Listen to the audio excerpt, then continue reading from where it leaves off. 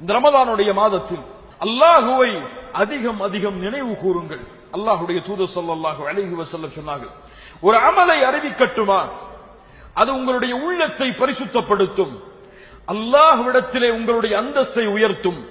தங்கம் வெள்ளிகளை அல்லாஹ்வுடைய பாதையில் செலவழிப்பதை விடவும் சிறந்தது அது. ஏன், எதிரிகளுக்கு எதிராக போர்க்களத்தில் போர் செய்வதை விடவும் சிறந்தது அது.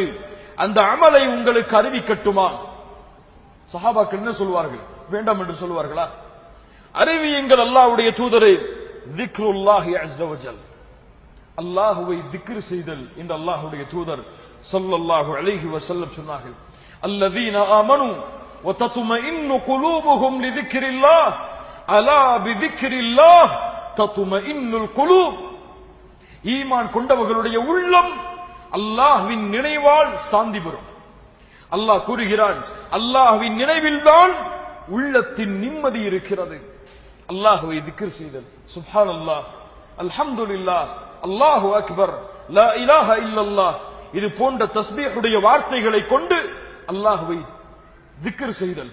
அல்லாஹ்வுடைய தூதர் சொன்னார்கள், சுப்ஹானல்லாஹி வ பிஹம்திஹி என்று ஒரு மனிதன் காலையில் 100 முறை கூறினால் அவருடைய பாவங்கள் கடல்